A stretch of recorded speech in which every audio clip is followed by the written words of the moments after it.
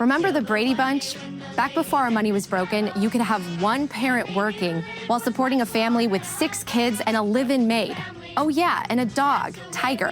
What happened? I have directed Secretary Connally to suspend temporarily the convertibility of the dollar into gold or other reserve assets.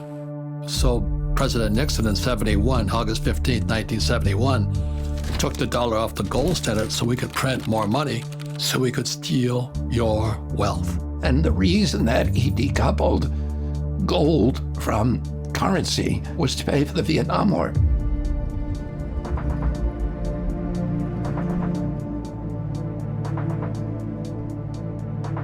The dollar will dramatically lose its purchasing power. The more they print, the more it gets diluted.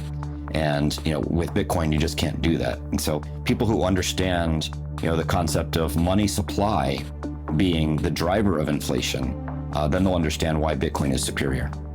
So a single politician with the ability to print money can turn employees against employers, can turn the customers against the vendors. They can turn every industry against every other industry. They have people rioting in the streets. And typically, the people don't realize that it's the government that's created the distress, and they blame the shopkeeper or the policeman or the person in the streets for causing their problems. And so you have unnecessary violence, you have human tragedy, businesses collapse, families collapse, people lose their lives. And it's all because the economy is, in essence, collapsing because the energy is being drained out of the currency. There has been so much damage caused by broken money over the last 50 years, and more people are feeling left behind. If you work for a living, you're paid a salary, you're kind of a slave. Well, that's a harsh word, it makes us uncomfortable. But it's true in the sense that you're given a certain amount of money for your time and effort. Therefore, you don't have time for creativity and innovation because you're just doing your job, just punching your ticket. Well, part of that is because your money that you're paid gets less valuable every day. We've been sold a bill of goods that inflation is good for us. That's nonsense. Why should the devaluation of my hard-earned money be good for me? That doesn't make any sense at all. Who it's good for is the people at the tippy top. How in the world are they going to get ahead if they're operating on this system that doesn't preserve their energy and their work and their time? So it seems like we're all getting rug pulled. I have a sneaky feeling it's inflation that's taking advantage of us. But what exactly is inflation?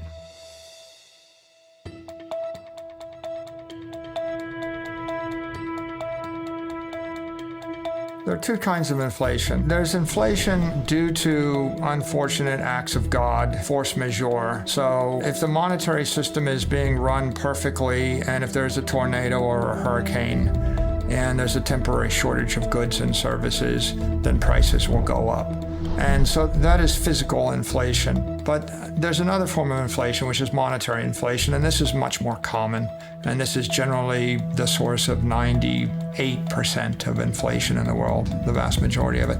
And that's when all of the goods and services and assets in a society are priced in a currency that is in and of itself inflationary. So if I price things in the dollar and I double the supply of dollars, the supply of houses doesn't increase, but the supply of dollars does increase. Therefore, the prices will probably double over time. Typically, especially if you're going through a hyperinflation, wages do not keep up. They do not keep up. And so inflation eats into purchasing power. You can't buy enough to feed your family. The average income in this country is now $5,000 less than the average cost of living. So the cost of basic human needs, food, shelter, and transportation is now $5,000 more than the average person makes, which means if you're in that category, which is most Americans, you now cannot make ends meet. Here in the United States, they target 2% inflation. They're literally saying we want to steal about 2% of your purchasing power every year. And then we have years like this where the inflation rate is 7 or 8 or 9% higher than normal. That means they're just stealing our purchasing power even that much faster. So there's no honest unit of account for them. It's just a credit-based system. They're just making different numbers on their spreadsheets, and they say, you know what, we're going to create this much more credit this year. We're going to destroy this much more purchasing power. And it's the citizens of the country that pay for that. We're paying for our government to make irresponsible decisions. So yes, I think that's very immoral.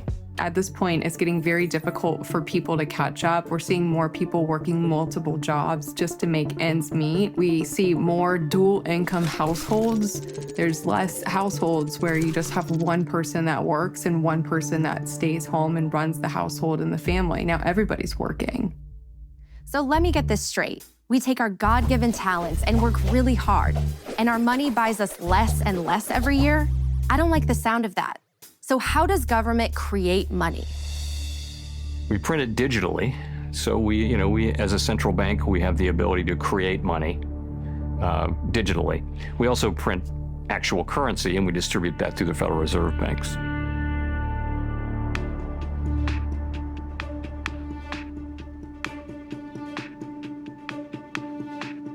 The current financial system was built for the elite. It was built to ensure that those that control institutions and have a vast amount of money can make even more profit at the expense of regular citizens that are from the working class. The current financial system was designed to promote the wealth of a minority, which is why that minority tries everything possible to discourage people from using Bitcoin, because they know they will end up losing that privilege they have been carrying for centuries. So we can't trust money to tell us accurately how much value we create. So it's not hard to see how we go from this to a world where a lot of people just don't even know how much they are worth to the world. And that makes it easier for the bullies of the world to step in and say, you know what, we'll tell you how much you're worth. A person who gives themselves to honest labor and gives an honest day's work deserves a wage that will allow them to sustain their lifestyle at a basic standard. And if that's not happening, then we have a problem in terms of the way our economic structure works. And there are a lot of people who work multiple jobs in order to meet that standard. And that is probably an indication that we have a problem. It's not good stewardship to put myself in a position where I acquire so much debt that I can't sustain my living. And we have people who are doing that all the time, and we have people who in some ways promote the idea that you can live this way. The incentives exist for the Fed to provide extremely cheap credit to banks and for them to mark it up a little bit because it's profitable for them, and then to offer that credit pretty cheaply and essentially create, debt slaves or indentured servants out of every American and anyone else around the world that they can lend to that is plugged into the Western banking system. That's just the incentives of the system that we have today. So was our monetary system designed to siphon away wealth from the working class?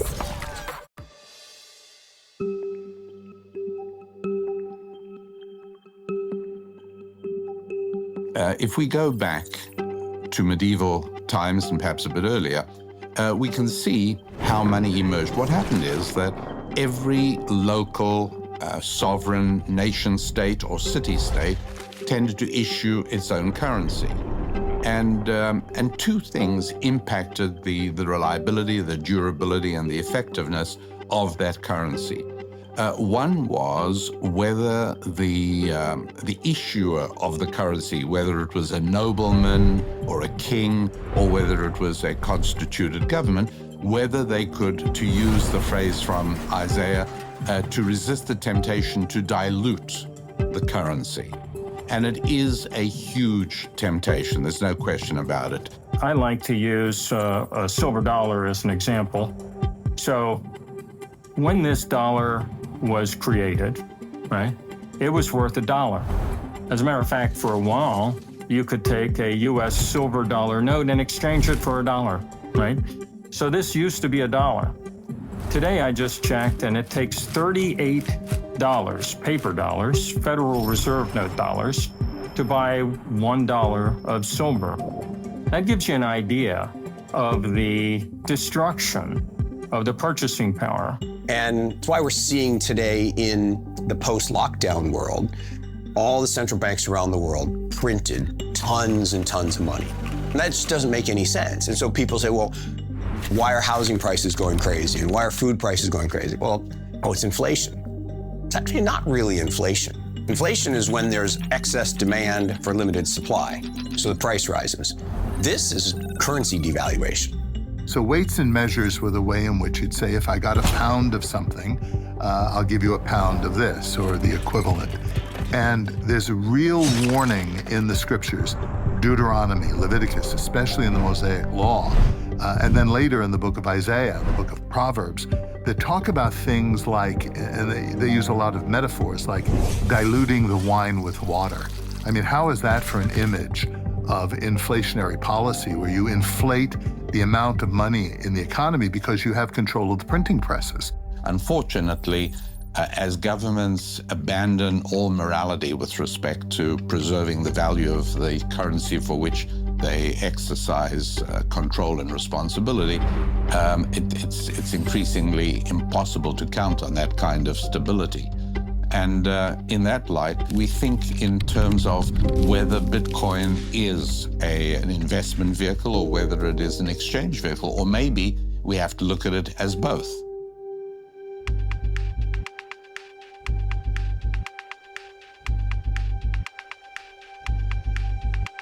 There's no actual mechanical difference at all between you and I putting together a dollar printing machine and spinning up some counterfeit $100 bills and trying to go out, take those into the world and trade them for goods and services. There's no difference in you and I doing that and what the Federal Reserve does by the trillion. It is one of the core contributors to the rich getting richer and the poor getting poorer. The particularly egregious thing about fiat currency is that it can cover up theft in the name of policymaking, whereas electronic currencies based on algorithms can't do that.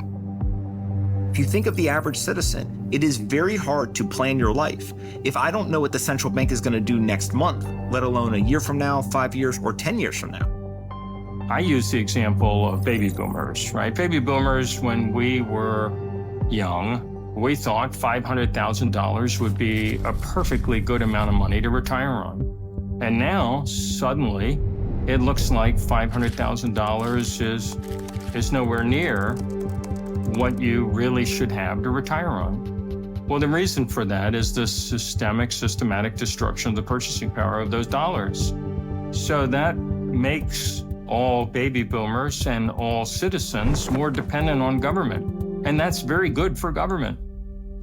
So not only are people unable to retire, they can't even get their life started.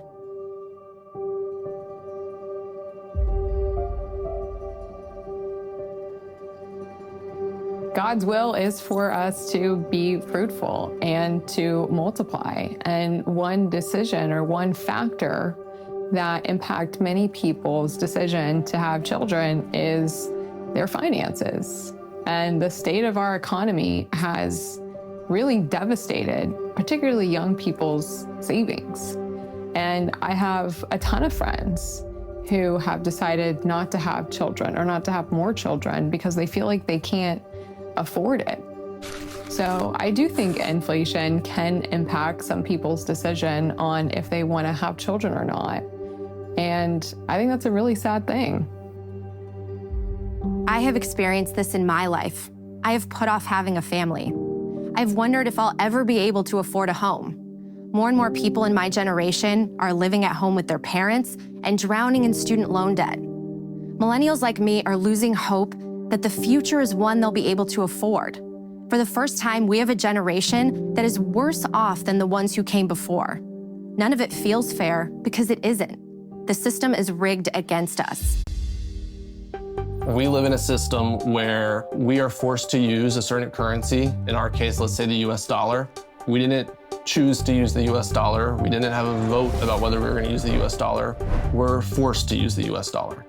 And that US dollar is controlled by political organizations that make political decisions to benefit themselves at the cost of others. Decades of policies that were probably well-intentioned have led to the worst levels of income inequality and wealth concentration we've seen since the 1920s. And at this point, we have politicians who just throw blame and they come in and say, I'll fix it. But unfortunately, they can't fix it because in order to keep the system going, they have to keep printing money. And the more they keep printing money, the more the wealth concentration grows and the more unfair and unequal the system becomes. Okay, so clearly there's a problem, and it feels like there's no way out. But is there? If broken money is the cause, how can we fix it? More and more people say the solution is Bitcoin. My perspective is that Bitcoin does fix everything. And Bitcoin is about community. It feels healthy. It feels like it's doing something good for society. It's something that's non-political.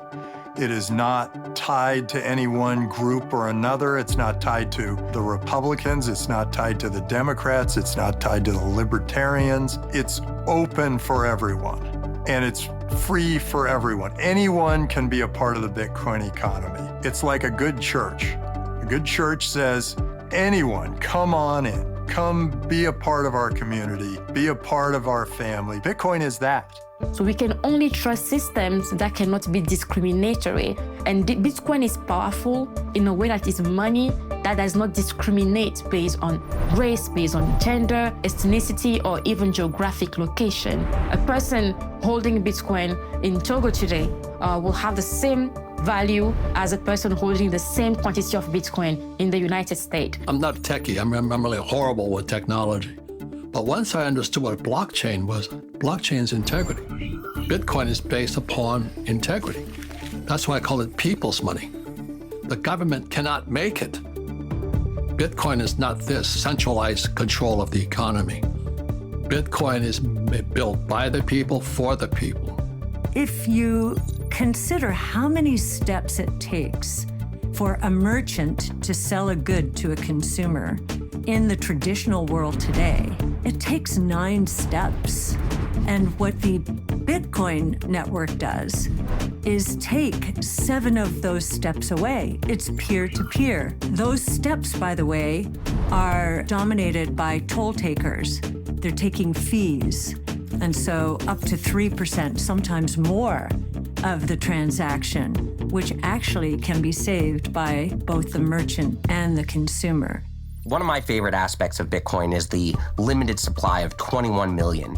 I think that having something that can't be changed makes it so powerful, and it makes people appreciate, just like their time is limited, their own personal wealth is limited. When they see that the Bitcoin amount is limited to 21 million, it really makes them understand the difference between Bitcoin and every other currency, all fiat currencies, which don't have this limit. So that key is what makes Bitcoin special. Bitcoin is a digital bearer instrument. You can think of a bearer instrument as he who holds it, owns it. So if I am walking and I find a $10 bill on the ground and I pick it up, who owns it? I do, because I'm now holding it. If I give it to you, now who owns it? You own it because you're holding it. That's a bearer instrument. She who holds it owns it. How do we make this happen in a digital world? Well, it wasn't possible before Bitcoin because Bitcoin solves what's called the double spend problem. Think about it when you take a picture on your phone and you send a picture to your friend. You still have that picture on your phone, and then on your friend's phone, they have a copy of that picture.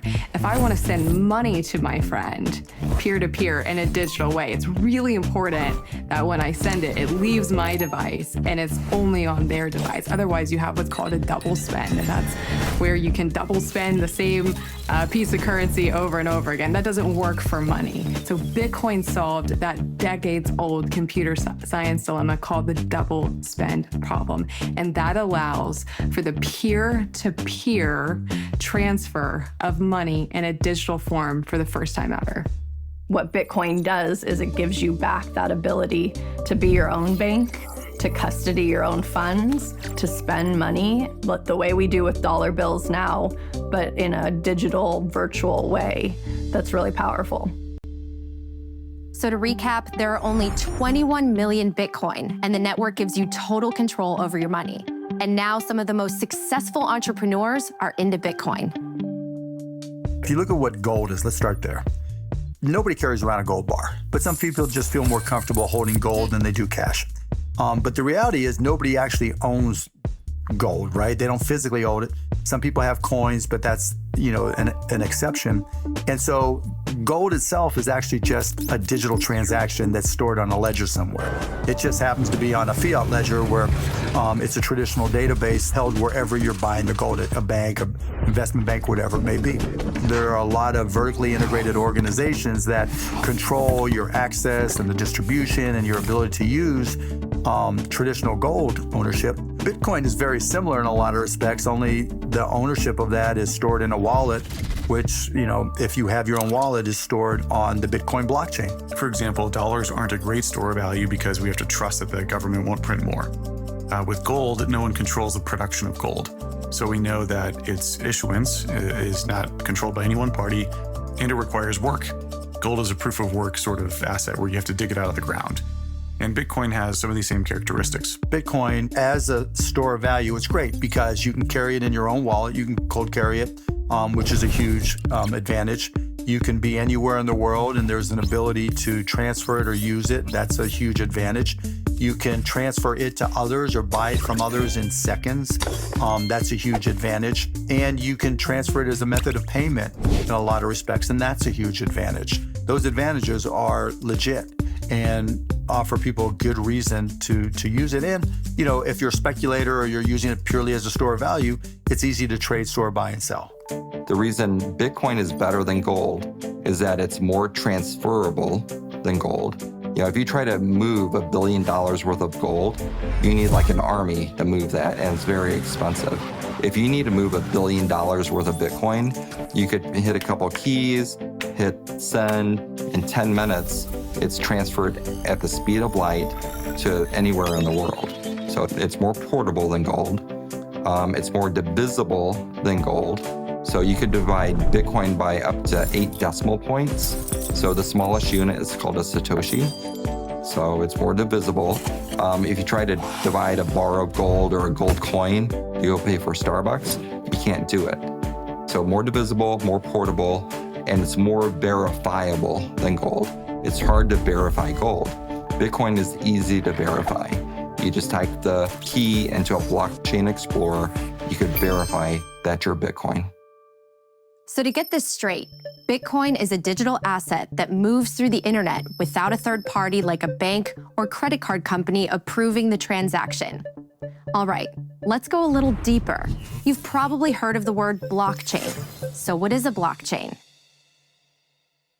Blockchain just refers to a ledger. So the Bitcoin blockchain is a digital ledger of transactions where all the computers on the network have to agree to add a block to that ledger.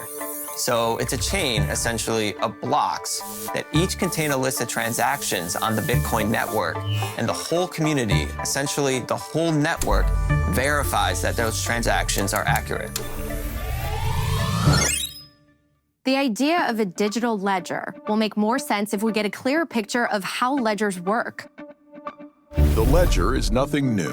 It can be traced back to the 11th century and was popularized in Florence, Italy during the Renaissance in the 14th and 15th centuries. It's simply the way we've been keeping track of who owns what for about 1,000 years now. For example, when you deposit money in your bank account, you have a credit on the right side of the ledger. The bank has a debit on the left side of the ledger because they owe you that deposit when you want to withdraw it. Easy enough. It gets a bit more complicated when you want to buy something with the money in your bank account. Now the bank and the store have to reconcile your bank account with the store's bank account to move the money because they each have their own ledgers. And your ledger has to reconcile with their ledger, which can take a few days, or up to 30 days as with credit cards. Now multiply this times billions of people moving their money to buy things every day. And remember, the banks on both sides take a fee. All these transaction fees add up to trillions of dollars each year. That comes out of your pocket and the store's pockets. The beauty of Bitcoin is that it's one universal ledger that's updated and distributed around the world every 10 minutes. Best of all, it requires no middleman like a bank, which gives you complete control of your money. So now that digital ledgers make sense, you might be wondering how you keep your Bitcoin safe on the blockchain. The way that I would describe storing your Bitcoin on a blockchain is like a locker system. So at your high school, you had a locker, and your locker had both a public address, so my locker was C19, and I can give that address to everybody. Hey, go put this envelope in my locker, C19. That's my public address. But only I have the key, the private key, to open that locker and move stuff from one to another. So securing my Bitcoin or cryptocurrency would be the same thing, where you have this blockchain, which is like this digital locker system, and there's a public address, and everybody can know that address, and anybody can deposit into that address. But only I have my key to unlock that. And where you're storing your keys, there's typically some secret phrase that you need to keep in a safe place, which is what's used to create your secret key. The way most people store this is in what's called a mnemonic phrase. And you've probably seen this where it's either a 12 or a 24-word phrase typically. And each of those words comes from a specific word list. And when you stack those words together, 24 words is the number most people use, which corresponds about to the number of atoms in the known universe. And so we're storing a tremendous amount of randomness there that makes it computationally impossible to break into. And that's the piece you need to keep safe. Okay, that was a lot to throw at you, so let's try to keep simplifying it. Bitcoin might seem complicated.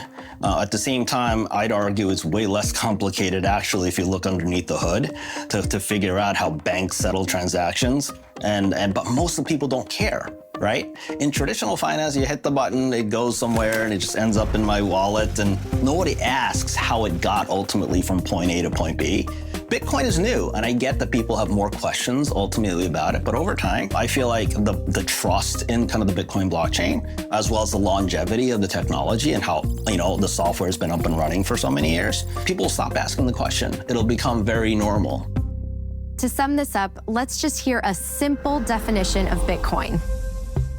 So what is Bitcoin? Bitcoin is a piece of software that allows two parties to exchange value over the internet in a transparent and trustless fashion, as easy as sending an email. So we're free to send Bitcoin through the internet as money without permission from any government or bank. But you might be wondering what the difference is between Bitcoin and the CBDCs you've been hearing about. What a CBDC is central bank digital currency. Now, what it is they're trying to take, and when I say they, I mean central banks and the government, are trying to take the concept of fiat currency and digitize it into a digital dollar. Now, the challenge with this is that allowing the state to create these central bank digital currencies, it is creating a mechanism by which the government can surveil every single transaction that an individual makes. And not only can they surveil these transactions, it allows them to turn off your bank account if you start doing something that they disagree with. This is an extremely slippery slope that if we allow the government to go down this path, it has the potential to enslave humanity in the long term. And I think it's something that we need to carefully review, because if we go down a CBDC path, allowing the government this level of control, it's unprecedented, which is why we should avoid this at all costs and stick to a hard money standard like Bitcoin. The central bank literally would be in position to cancel any transaction. It would be permissioned, not permissionless. And it's one thing, for MasterCard, for example, to know how much they paid to Walmart last year, but it's another thing for them to tell the world how much you paid at Walmart last year. And it's a whole different level of creepy for them to say exactly what did you buy at Walmart last year. And I think people kind of broadly get that sense of privacy. That's what's at stake here. I think the future of money really is one of the most important policy debates we're having today. And when you think about where people could go with kind of an Orwellian surveillance state money system like a central bank digital currency, it really is a good versus evil. And Bitcoin in this case is on the good. The countries that are clinging to a CBDC are trying to control their people. And those are weak governments. Weak leaders are the ones who try to control everybody. The strongest leaders are the ones who trust people and set them free. The problem I have with CBDCs is they're Marxist. And what I mean, the central bank Marxism is central banking system. So that's why I support Bitcoin, because Bitcoin, I saw the strength coming from the people, not the government. I think CBDCs, wherever they are a threat to freedom. Absolutely.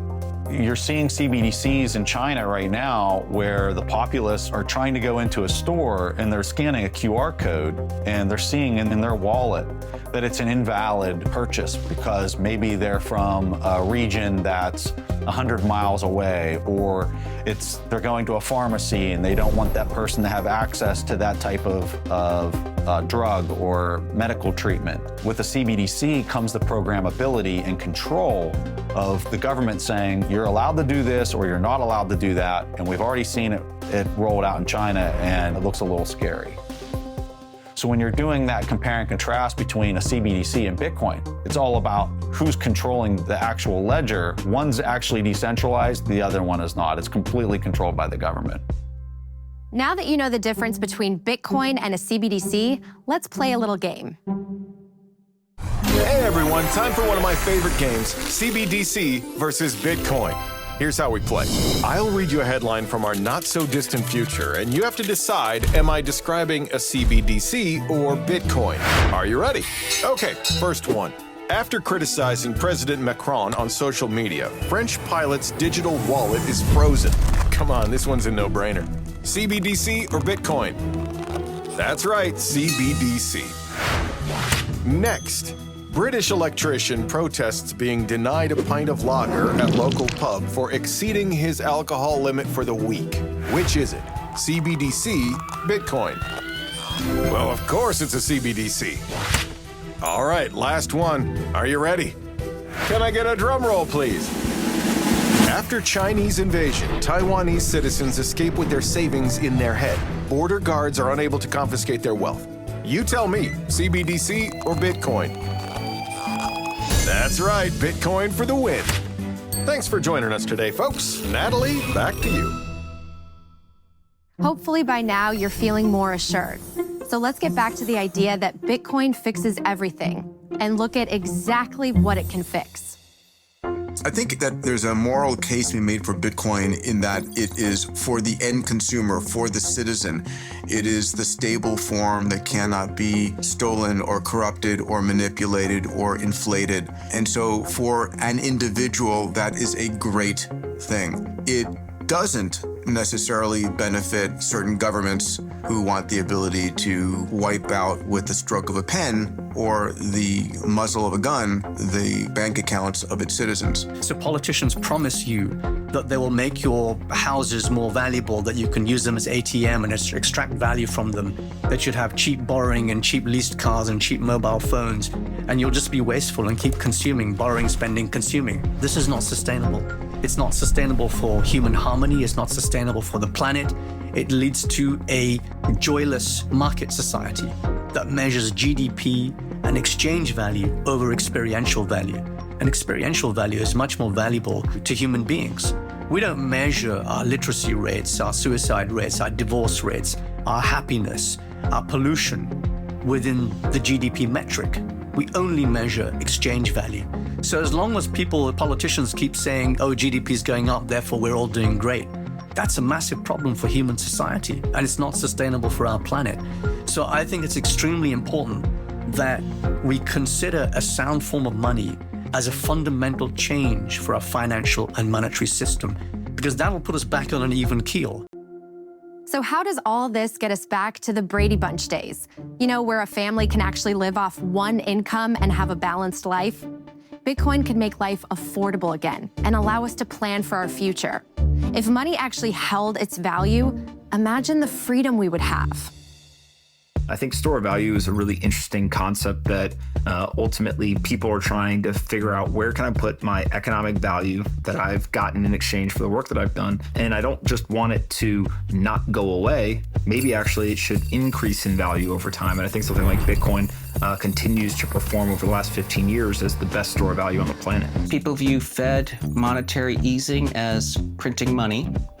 And if you're printing money, it's going to create inflation, and therefore sound money tends to grow in value. Just in case you haven't heard of sound money, let's take a moment to learn what that term really means. What is sound money? The term sound money originated back when we used gold coins as currency. Oftentimes, as a way to create more money, kings and queens would mix in common, cheaper metals with gold. That way, they could create a coin that looked like it was pure gold, but really, it was diluted. And that allowed them to create more coins with the same amount of gold. So instead of 10 ounces of gold being able to create 10 coins, now they could use that 10 ounces of gold mixed with junk metals and create 14 coins. It was a very sneaky theft of the people's money. The public got wise to this scam and found a simple but clever way to test if their coins were pure. If they dropped them, a pure gold coin would make a different sound than a diluted one. Today, when we refer to sound money, we mean money that cannot be diluted. Bitcoin is the soundest form of money humans have ever created because no matter how hard anyone tries, you can't dilute Bitcoin by creating more of it. There will only ever be 21 million for all of human history. So because Bitcoin can't be printed out of thin air, it gives us money we can trust. And what's more, it's inclusive and open to everyone around the world. You know, if you are one of the 50% of the planet who does not have a bank account, you are shut off from the global economy. You can't go shopping on the internet if you don't have access to a credit card or some form of digital payment. So there's a huge amount of people around the world that are frozen out of the financial system and the ability to improve their life circumstances. Bitcoin, it is designed ultimately to replace both the monetary system and the financial system. It is a math-based system where at its core, it is trying to remove politics from money. The beautiful part about that is that anyone, anywhere in the world can use Bitcoin at any time for any reason. No one can censor them, no one can stop them, no one can tell them that their use of money is wrong or not allowed. No one is going to change the rules on them halfway through, and everyone operates by the same rules. It doesn't matter if you're a billionaire, it doesn't matter if you're a president, it doesn't matter who you are. You have the exact same rights within the Bitcoin system that the person who makes $1 a day has. Do I believe that it can help people rise up out of poverty and give them opportunity to do business where they weren't able to before? Yes, I do. And it's certainly been the case around the world where people have gotten access to a financial system that they didn't have access to before. For example, talk about financial inclusion, for instance. The current financial system excludes a large amount of people from being able to access financial services. If you looked at a continent like Africa, one of the reasons they can't crawl out of poverty is because the currencies in every country in Africa they're either broken completely defective, or they're impaired, and they're continually siphoning economic energy from the working class and from the businesses in those economies into the hands of the politicians that control the corrupt currencies. You, in essence, don't really have any hope of accumulating wealth if you're paid in a defective currency and the currency is continually collapsing. Not only does Bitcoin allow people to be their own bank, it is the only form of money that gives us digital property rights. Bitcoin is very transformative because it gives us a new set of building blocks. We don't know all the things that we can build with those building blocks, but what we do know is that it solved maybe the oldest problem in humanity, which is how do I secure my property in a way that can't be stolen? The ability of a person to have full rights to the money that he has earned, that he has brought into being, without interference of any more powerful entity, whether it is a band or a gang or a government or anything else that could use force against him. That's a huge advantage and a huge asset. Coming from the former Soviet Union, my parents brought my family over 1989. I was 7 years old, along with my sister, and we left the Soviet Union because many people know it was a very oppressive regime. Things were scarce, goods were scarce, people weren't really free to do what they wanted, information was very strictly controlled. So what I found out is that when we left, the government was able to exchange about $100 per person. For my family of four, that meant we left with $400 in our pockets.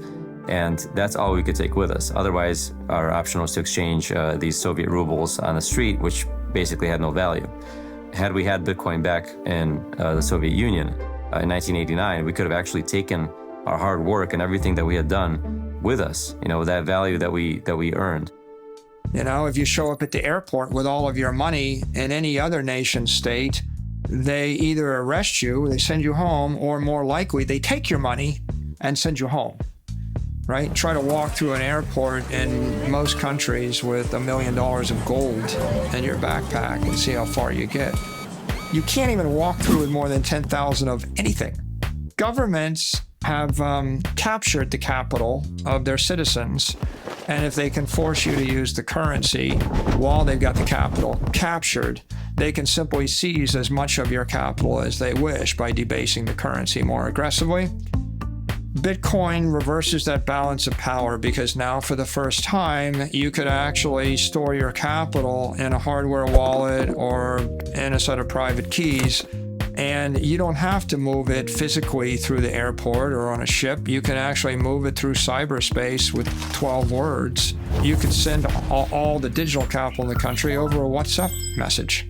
There's a famous phrase, an armed society is a polite society. When the citizens are disarmed and the government's the only entity with the guns, then one person can simply steal all the property. And when 95% of the citizens are starving to death, that's not a problem. As long as 1% of the people have the guns and you feed the 1% with the guns, you could still control the country. And that's what happened in many nations, in North Korea, in Cuba, in Zimbabwe, etc. Bitcoin economically arms everybody. Like for the first time in history, you can fight back. You actually can store your economic energy and protect it with cryptography and a 300 exahash wall of encrypted energy, and no mayor or governor or country can seize that from you, no matter how much weaponry they have. And what happens then? If I can't take it from you by a force, I have to negotiate with you. And that means instead of just losing everything, I'm going to try to sweet talk you or negotiate you into giving me half. And we call that tax. If we want to get people out of poverty, we need to give them property rights. We need to give them savings that is theirs. We need to give them a way to build wealth, to build businesses, and to keep that wealth and to pass it on to their children so they can build more wealth. And that is what Bitcoin provides. Bitcoin enables digital property rights for the first time because it's the world's first digital bearer instrument. It allows people to have not only ownership, but control. But what also is essential to a free society is economic freedom. If you don't have the choice of how you spend or save your money, you don't live in a free society. Before cryptocurrency, you needed a bank to allow you to build something and put it on the internet. But now we have money native to the internet, which allows the whole world to participate in a global economy. Ultimately, Bitcoin is a means to fight tyranny, to fight corruption. When you take control of the monetary system out of the hands of a few and make it available to everybody, it is a safer system. Bitcoin provides a way for the abundance gained from technology to be broadly distributed to society that is aligned with the best in humanity rather than the worst in humanity. Bitcoin is value that everyone can recognize. And already 100 million people recognize that value. There was this moment, I was sitting there and I put Bitcoin on a ledger and I looked at the ledger and I thought, this is my money. My money's here. It's not sitting out there in some bank waiting for some bank run to run it out of business or allowing some banker to make a fortune off my money. It's right here. I know where my money is. I think that gives power to the individual. I think that gives power to the people. This is why people find so much hope in Bitcoin. It gives us back control over our time, our energy, and our lives. So I think the most transformative aspect of Bitcoin is really almost a social economic experiment. Can all the users of a money be in control of the monetary system, right? Or do we need a handful of elected people to tell us what the monetary policy should be? If a majority of the users of Bitcoin and the people running it decide to change the monetary policy, they can. Bitcoin solved decentralization and security. And it was the first time that decentralization and security has ever been solved. And for anyone that's gotten into Bitcoin, reading the Bitcoin white paper is usually the inflection point where it's a 9-page, really easily understood document that lays out what's now the whole cryptocurrency ecosystem. The fundamental idea that we can have a financial system where individuals are really in control of their money. You don't have to have all of the intermediaries that were problematic in the 2008 financial collapse. When I saw that as an engineer, I thought, wow, this is one of the most empowering things that I could imagine. The most important thing is the way it reorganizes human behavior, right? Because for basically thousands of years, most things happened in a trusted way. You had to trust somebody in order to conduct a transaction. You had to trust somebody in order to store your wealth. And now you don't. You can use Bitcoin and you don't actually have to trust anyone. You just have to trust the algorithm. You have to trust the software code. You have to trust the rules of the system. And so Bitcoin is this very transparent system based on code and based on rules. It doesn't require you to trust a bank, doesn't require you to trust the government, doesn't require you to trust your neighbor even. You can use it to do business with an enemy, you can use it to do business with a friend. I think the fact that no one can control or manipulate Bitcoin and that everyone has to play by the same set of rules and there's no rulers, I think that makes it inherently very moral. There's no one who gets a special unfair advantage in Bitcoin, and that's different than the current system we have today, where whoever's closest to the money printer basically disproportionately benefits from it. And so I think Bitcoin can make the world a better place by making it a more fair and inclusive system, and will help fix some of the division, polarization, and the wealth concentration we see today. There is so much Bitcoin can heal. It can even prevent those in power from being able to take our money or silence us. The first thing that happens when you go against the government, that is a dictatorship, they will take away access to your money. And it doesn't even have to be a dictatorship. Justin Trudeau in Canada worked to use banks to cut off money for truckers. They were protesting COVID restrictions that were put on them in Canada, and they were using the banks to do this. This was actually considered illegal in Canada, but nevertheless, Trudeau did it. Banks complied with it, and they started choking off the protests by restricting the money. The government taking people who had committed no crime, who were not charged with a crime, who were, of course, never convicted of a crime, and punishing them for criticizing government policies, and punishing them in a way that was almost worse than imprisonment. Because if you can't get at your bank account, you can't feed your children, you can't buy gasoline, you can't pay the mortgage on your house, because if the government has the capacity to starve you to death, to keep you from getting work, to keep you from shelter, then it has license essentially for any atrocity. And at that point, I began looking more seriously at Bitcoin as a currency that could be used to escape the government surveillance systems. When working in Moscow, when our bank accounts were blocked by the regime, we were able to continue our activities thanks to Bitcoin savings. Basically, Bitcoin gave us freedom of action and freedom of speech at that time. The US government has the discretionary ability to effectively turn off the savings of whole nations at a time. That's what they did with Afghanistan, for better or for worse, after the Taliban took over. That's what they did with Russia in February of this year. Again, for better or for worse. You might say, well, these are the strategic objectives of the United States. That's fine, but what they are doing is confiscating the savings of entire nations. And it's just a fundamentally unfair dynamic, right? You are blending political objectives with people's savings, and that leads to misery, in my opinion. Governments can, at any time, decide they don't like you or me or somebody else and sanction. If we called sanctions what they are, right, financial sanctions, starving children, you're basically cutting off supplies of goods and services to a population, we probably wouldn't like it as much. But when we call about economic sanctions, whether it's Venezuelans or Russians or anybody else, governments almost glamorize it because they're like, well, we know better. We know what's best. But censoring someone because they have different views or different lifestyle or different perspective on how the world should interact, it's not really our job. So PayPal came out with that policy where they said if you say anything online we don't like, misinformation, which of course, as we found out for the last 2 years, what was labeled misinformation actually came true. But if you do misinformation, they can pull $2,500 out of your account. It's not your money. Of course, they got massive amounts of backlash and they came out and said, whoa, that was a mistake, that was a mistake. And what we're seeing in Canada, what we're seeing with PayPal, what we're seeing with the banks is that your money that you think is your money is not your money. And at any time, they can decide to censor you or block it if they want. And at the end of the day, if we don't have the ability to determine our own future for ourselves, for our family, on a monetary basis, we don't actually have any real control of anything in our own lives. Bitcoin puts you back in the driver's seat of your life, which is why so many people see it as the ultimate force for good. Absolutely believe that Bitcoin already is making the world a better place and will continue to do so in the coming years.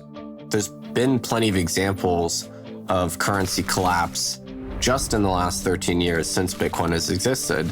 And we get these every single year. So there have been major, even middle-income nations where the currency has effectively failed, and Bitcoin has been a life raft for those people. When the war in Ukraine broke out, I had friends there on the ground trying to help some folks that were stuck in bomb shelters, delivering food and water, and they asked us to help them monetarily, try to help them buy more supplies. On a Saturday night, the only way to get money into Ukraine was Bitcoin. There's no other technology that can cross borders outside of banking hours. So we were actually able to use Bitcoin to send it over there and get local currency to people on the ground and to effect humanitarian aid. And I was really blown away because Bitcoin was the only thing that could solve that problem. And in times of war, all philosophical resistance to things like Bitcoin goes out the window because it doesn't matter. If it solves your problem, you're going to use it. And that's what makes me really excited about it because there's so many problems in the world and those people really need the Bitcoin. We decided to collect some donations in Bitcoin, and Bitcoin was a kind of a plan B for us. The very concept of Bitcoin is tightly connected to the concept of financial freedom for everyone in the world and give understanding that Bitcoin is a significant tool in a fight against global evil. You know, when people go to protest, whether it's in Uzbekistan, in Russia, or Belarus, or Ukraine, or somewhere, it's important that you know that you have financial tool which cannot be turned off in the moment when you need it, when you need to be able to fight for your freedoms. And shouldn't be naive thinking that someone in your country would not abuse the power. One day it could happen. You have to be prepared. Where you see Bitcoin expanding really fast is actually nations that need it the most. Right? You see why El Salvador is a natural is because they're most punished. They're furthest away from the monopoly system of money today. And so nations that have always seen either hyperinflation or dictators, and what you're seeing is those populations race into this open monetary protocol, and nobody can stop them. It is freedom. These are places where the government has failed in some sense. And so a lot of critics think, oh, well, Bitcoin is just something that, rich Westerners like, and it's a tool to gamble with. But really, the on-the-ground adoption is happening in places where people actually need it. And I think that's an extremely telling early data point. And so, if you live in Nigeria, Nigeria has among the highest Bitcoin adoption rates in the world, more than 30% of people use it. It's actually a very useful tool to do peer-to-peer transactions. Bitcoin, when you look at its alternative as a money where you don't have to trust anyone and you can move it across countries, you can send it to your family. I've heard tons of stories from Argentinians and how they use Bitcoin to get around capital controls, to get around, government restricts the ability to move dollars in and out of the country. And Bitcoin is this fantastic alternative for that.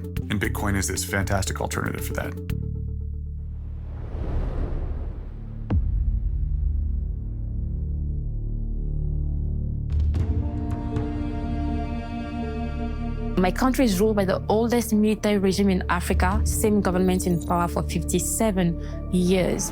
And this is a brutal, rogue military regime that puts us under unimaginable amount of abuse and pain and control.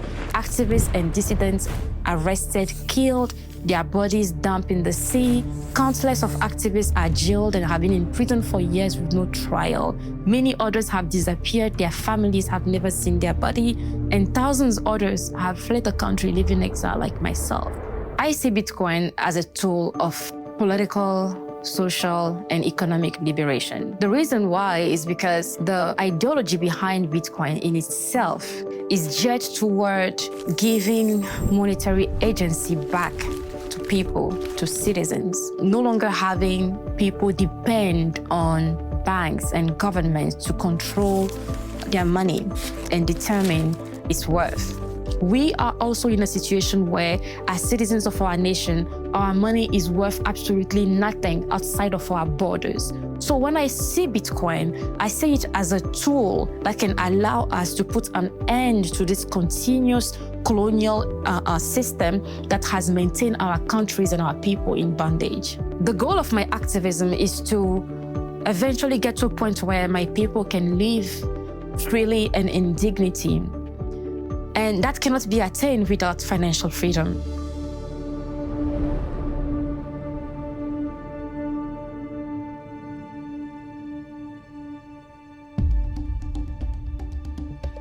Digital Sun Fund, which is my nonprofit organization. What we do is trying to empowering young women and children in developing countries like Afghanistan. But there was an issue about that there was an inability to paying these women because many of these women didn't have a bank account, and we have to actually send the money to their male relatives' bank account. And many of these women sometimes says that they never received the money because once the money goes in the hands of the men and the relatives, they prefer to not give the money to the women. And why it's like that? Because in a conservative communities, some men are trying to control the lives of the women. And obviously, the first thing is that they don't want that the women have the financial freedom. So we heard about Bitcoin, and we thought, wow, we can use Bitcoin and send to the women directly, and they can have control of their own finance. That was interesting, and we deployed a Bitcoin wallet within our system. We created a user-friendly platform that was very easy for them to find where their wallet is, how much money they're making, and then what they can do with this money. Bitcoin has helped us bypass the physical and social barriers. If you have cell phones and smartphones and you have access to internet, you can have your bank with you everywhere. And that's why I think that the magic of the Bitcoin is.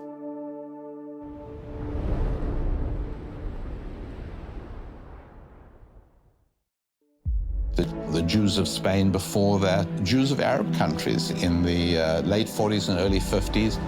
Jews were thrown out of Syria in huge numbers, thrown out of Egypt in huge numbers, with nothing, literally with nothing. Gosh, if they could have taken their digital wallets with them, what a beautiful thing that would have been.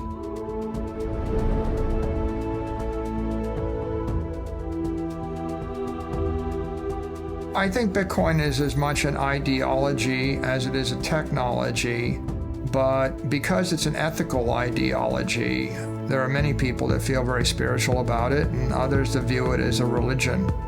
If you worship truth, if you worship integrity, if you worship conservation of energy and balance in the universe, then Bitcoin is your religion.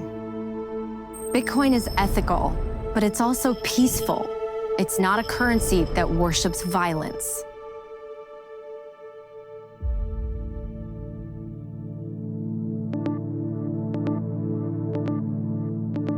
From a political standpoint, you have politicians on both sides, Republican, Democrat, it doesn't matter, that are aggressively trying to vote resources, financial resources, into their local jurisdictions in order to support this war machine that's happening.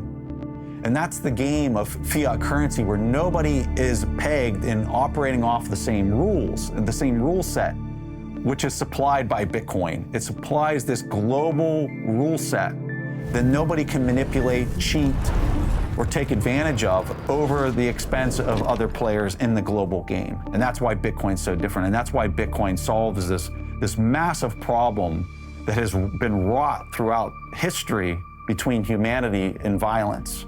Fiat money is used to fund wars. We've spent $8 trillion on regime change wars over the past 20 years. And all of those wars made America less safe and less secure and less rich. There was almost no debate about those wars beforehand. What do we get for those wars? Iraq is now worse off than we found it.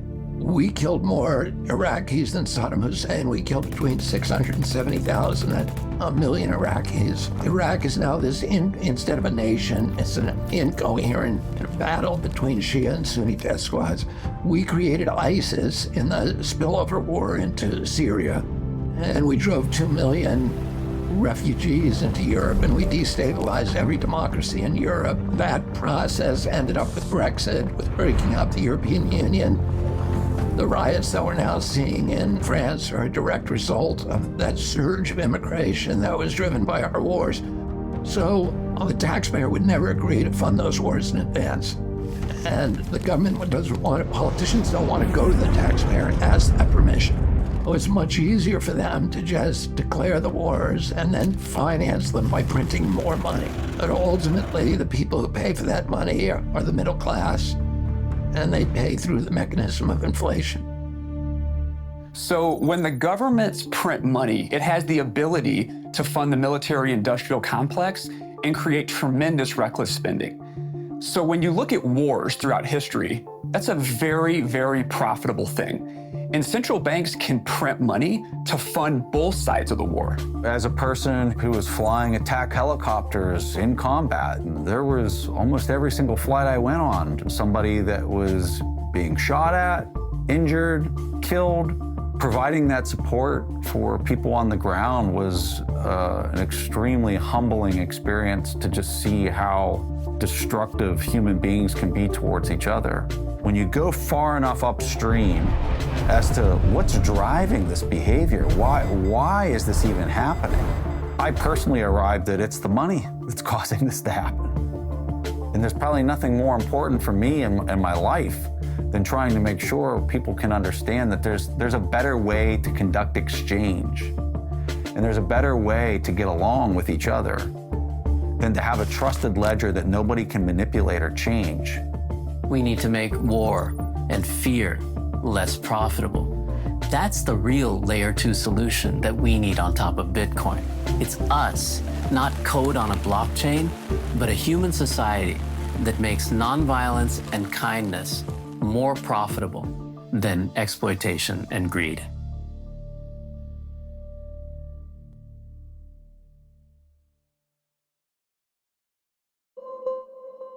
Why is nobody in the U.S. concerned that we've been in these wars for as long as we have? Why isn't anybody asking about the cost of this?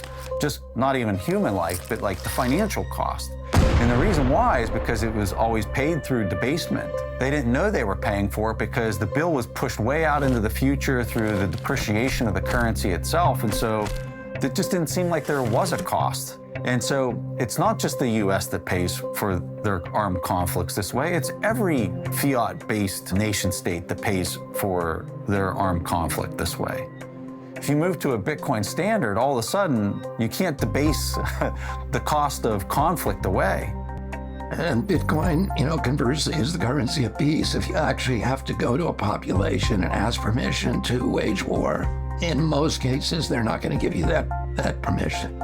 It's interesting when a government gets into trouble and they have to pay for a war, or they have to pay for a pandemic, or they have to pay for some cataclysmic event.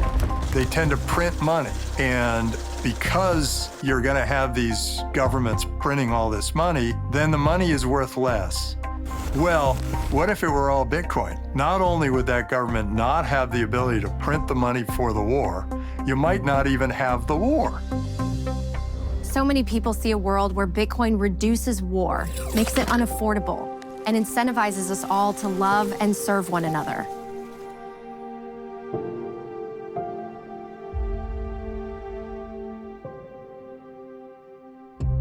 I believe that Bitcoin is just money, and in the Bible there are many examples of what just money is and what unjust money is. Without a doubt, Government fiat currency is not just money. It steals from the poor and gives it to the rich. It creates more income inequality. I think God hates the current system that government fiat creates.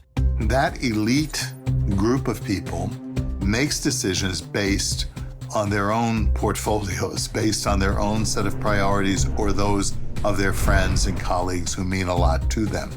They're not really making up more money. They're just taking it, very often through inflationary policies, from those who have earned it. It becomes a system of great injustice and even theft. The United States government has been printing money like crazy. It's the dream solution. It's a way of stealing money without being caught. And, spending other people's money is fun. That's all there is to it. It's one of the best reasons to go into politics. You get to spend other people's money. And most voters are not aware that as prices go up, reflecting profound inflation, that this is the doings of an immoral government that is literally stealing the bread off your table.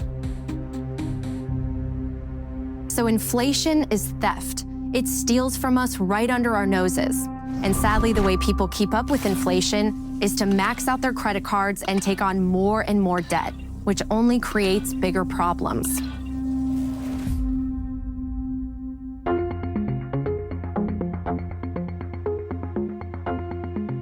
We have interest levels today in our time that far outrun inflation oftentimes. And I think that does raise some ethical questions for us about how we handle our money in the modern world and how we charge people who pursue credit, that kind of thing, because they end up paying a lot just to make up the credit aspect of what they've done as opposed to the money that they've been provided for in a loan. So in Islam, the practice of lending at interest is forbidden.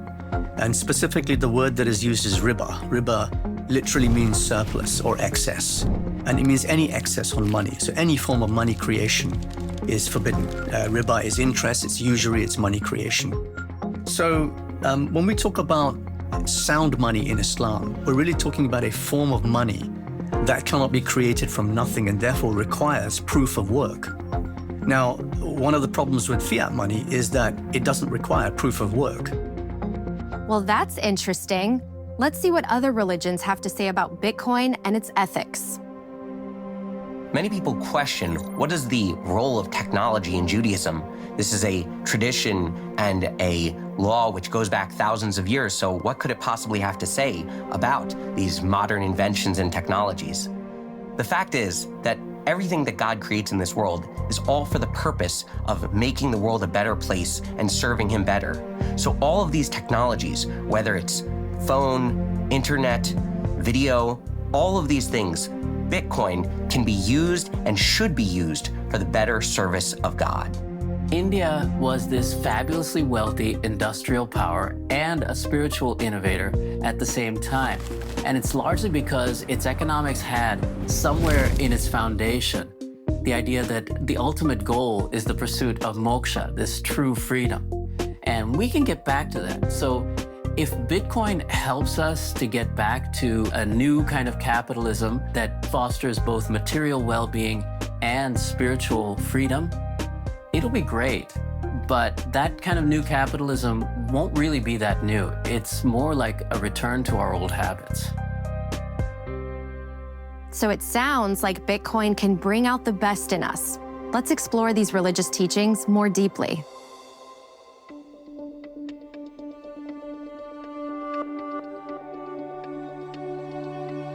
When it comes to Judaism being compared to a blockchain, there are so many points that we can look at. Besides the word chain itself, the transmission of Torah and Judaism through the generations is called histaushlut, a chain of descent from rabbi to rabbi and generation to generation. So what every individual can do is study Torah. They become their own full node. They can validate all of the laws and all of the customs and traditions.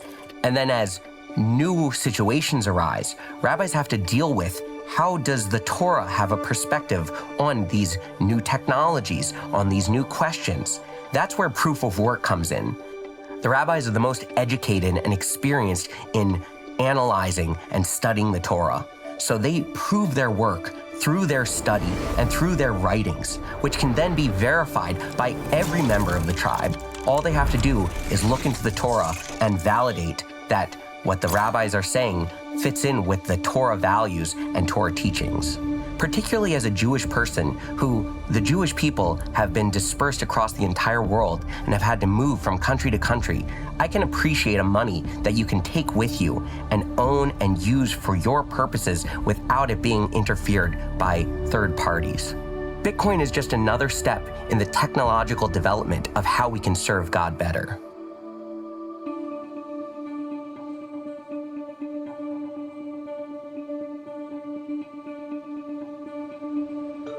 Buddhism itself is a decentralized system. In fact, it's the only faith that I know of where the founder himself said, don't trust anything I say on faith. You have to validate it yourself. So what validation in Buddhism means is that you have to critically analyze anything that the Buddha himself said. So in a way, as a Buddhist, you're a kind of block validator where you yourself have to relive the Buddhist algorithm. Buddhism is really like an algorithm, a set of rules that the Buddha said, if you follow these, you will be happy and you will create a kind, benevolent, and fair society. And so that I find very parallel to the way that blockchain works, because wanted to create a system that benefits all beings, and not just some select subset. Those things I think are very aligned with this idea of decentralization. So yeah, I think Buddhism is a decentralized religion.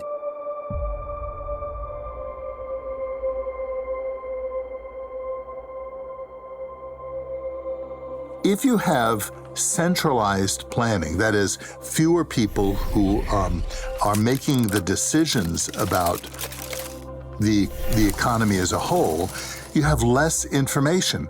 If you have a decentralized economy, what you have are more people, more inputs, more kind of connection to the reality of what's happening than you would have if you have a small Politburo, a group of policy advisors who are making these decisions, very often influenced by their own particular interests. So when we ask what the Bible says about money, the key thing is that money itself is not evil. Sometimes you hear people say money is evil. It's not. It's a means by which we manage our relationships and barter with one another with different skills and abilities that we have. What the Bible says is the love of money that is evil, that it is when it moves us towards greed, when it moves us towards covetousness, when it moves us towards avarice, when it feeds our pride, those kinds of things. That's when money becomes a problem. And actually, it isn't money that's the problem, it's how we deal with money that is the problem.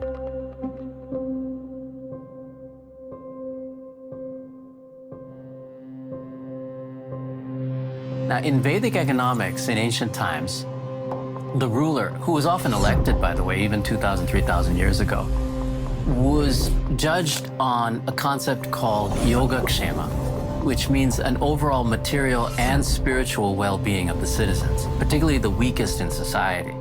Monetary profit was considered just a byproduct. So fiddling with the money supply, though it might do some temporary good, means that we are ignoring a lot of the key metrics of what makes life worth living.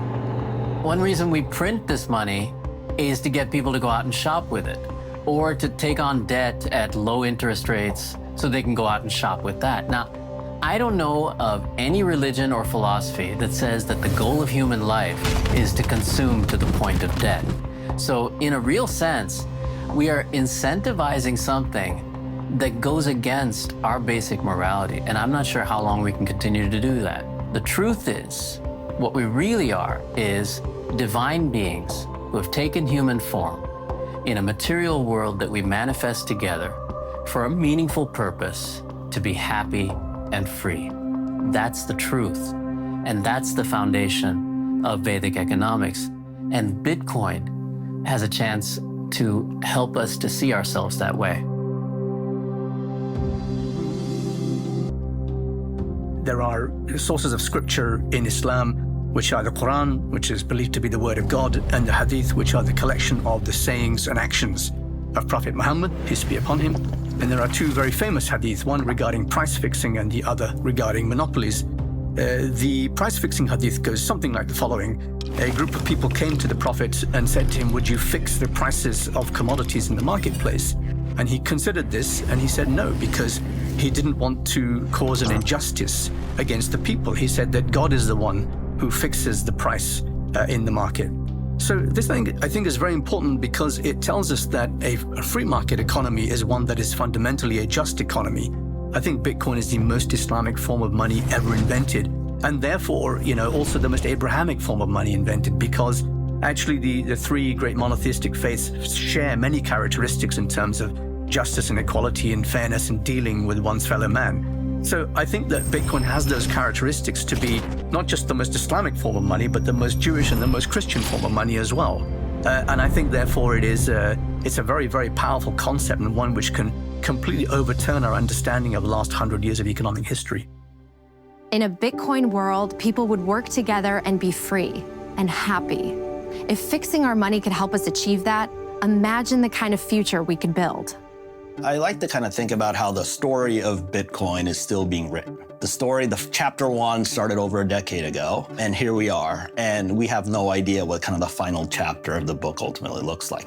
If you think about Bitcoin taking over the world, right, the Bitcoinization of the world, and you play that out to its last element, what could that last stage be from a potential perspective? And that is a world in which there is no other currency. All of the governments have dropped the dollar and the yen and the euros, and all there is in the world is Bitcoin. And it is the standard kind of payments mechanism for anything. A few steps before that is going to be central banks around the world adopting Bitcoin as a reserve currency. I'd actually expect that to happen. At the same time, when I started in this space, I thought this might take out centuries. And every single year, I feel like my time frame gets shorter and shorter and shorter. I think if the world went on to Bitcoin standard, I think what we'd see would be less wars. We'd see government size drastically reduced because the ability to tax your citizens becomes much harder. So if Bitcoin is successful and the world starts to use it, we see the role of government start to shrink quite a bit. And their ability to extract value from their citizens and their ability to wage war is also dropped too. And an optimistic government should look at Bitcoin and understand that this is a movement that's not going to stop. You can't really ban it, and if you do, it doesn't mean that every other country will either. So it's better to get on the train, see this coming, versus try to fight it and try to fight against it. It's sort of like a inevitable sort of change. The things that are happening now are things that we were only dreaming of when we were, on our PCs in computer class in 1985. This is not just an advancement in technology or an advancement in computing or an advancement of a monetary system. In my opinion, Bitcoin represents an evolution of consciousness beyond anything we've seen in thousands of years. We're moving towards a digital future, and we are moving towards a future that's going to require a disintermediation between governments, banks, and centralized control. And Bitcoin grants us this power through an open network that anybody around the world can participate in. It's extremely powerful. And if people adopt it, in time, we will see how we will put the power back in the individual's hands and disintermediate those at the top that are trying to control the human race. There isn't yet a Bitcoin tangible economy. But that may change. And in fact, I think on some level, it's already beginning to change. So it's obviously something that I think everybody should watch with great interest. I think it would be a great mistake to ignore the Bitcoin economy. I'm excited for the future of Bitcoin because we're just really beginning to understand all of it and the uses for it and the advantages of it. In a Bitcoin operating world, it'll just be a completely shifted dynamic. So it will be more that people can save up and then invest into a certain business. And so in a short way of putting it, it's like saying we're going to live in a more equity-based system as opposed to debt. Whereas right now, it's all about cheap debt. Cheap credit is how the thing expands. Whereas in the future, it will be more equity and savings based. I'm a person who really believes that everyone should have the right to health care, right to a home, right to food, and so on. All the basics. We should all have our share of the Earth's bounty. And no political or financial system we've come up with has yet solved that problem for humanity, although we're getting a little bit closer. So the idea of putting it into collectively agreed algorithms that no individual can change is very, very powerful. So these things are happening all over the world. What I see in the next 10 years is that Bitcoin is flourishing, Bitcoin is solving problems for people in the places where they have the problems. That could be currency problems, that could be energy problems, that could be being able to escape from your country. And that growth is something we see every day. It's not shrinking, just like the internet just keeps growing, right? Lots of people ask, how long will it take for the world to be on a Bitcoin standard? Will there ever be a time where Bitcoin is the world reserve asset and the world reserve currency?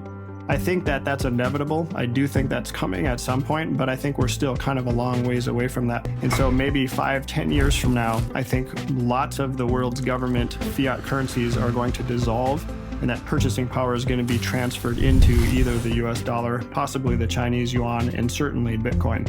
And the world will be a more just, a more honest, and just a better place to live. We consider a sound form of money as a fundamental change for our financial and monetary system, because that will put us back on an even keel. That'll actually put us closer to those values that were once espoused 2,000 years ago by the Abrahamic faiths. One of the other areas that I just really like about Bitcoin is this idea that I mentioned earlier, where it's a very unifying technology for us, considering considering how divisive the whole country is, the whole world. But especially in the United States, we're at each other's throats and we don't agree on anything. But now, all of a sudden, Bitcoin comes in, and you have Republicans and Democrats and conservatives and libertarians because they agree on Bitcoin, and they agree on Bitcoin because it reflects their values back at them, and they believe that it's the right path for us to move forward. So all of a sudden now, you have this base layer unifying technology that can really start to help us have conversations, because the worst thing that we can do is get into our echo chambers and not talk to the opposite side anymore. Now you have Bitcoin helping to unify these groups and put them in the same room and have conversations. And I think that's where progress can be made. Our money should reflect actual value creation and not be sort of given to us by a government that's just trying to manipulate the money supply to get us to shop when they want and go into debt when they want. As long as we're manipulated like that, we're not truly free. That's what we need as a change. And Bitcoin gives us a basis. It gives us a tool for creating that kind of society and that kind of economy. We're at a very transitional time in history. If you look back through the long lens of history, what we see is a repeating cycle of freedom, oppression, revolution, freedom, oppression, revolution, freedom, oppression, and it just goes through all of history. And I think we're at a point in history where that cycle could finally break. And I think it could break to one or the other side. And it's going to happen in the next decade or two. And it's going to be up to us to decide which way it breaks. And I think the cycle breaks. And either one, it breaks to where through CBDCs and social credit score system like they have in China, through indoctrination through schools and social media, they can indoctrinate us, they can censor us, they can lock us down, keep us isolated, and potentially prevent any revolution from ever happening again. The other option is that understanding that the source of all their power comes from the ability to print money. The money printer is their power. And if we can defeat the money printer, and they'd have no more ability to print endless amounts of money, then their entire system falls apart. And Bitcoin is that tool that allows us to beat the money printer, defeat their system, and if we move to a monetary system that nobody can control, that system never builds up again. We defeat the money printer, they never get the money printer going again, and we have a life with no revolution cycles of just pure freedom for humanity from there. I see that we do have a choice to make. I always lean into hope and the good in all of us. We should not steal. We should not wage war. We should have a form of money we can trust so we can build a world of prosperity and abundance for future generations to live together in peace and harmony. Bitcoin embodies that hope, purity, and truth.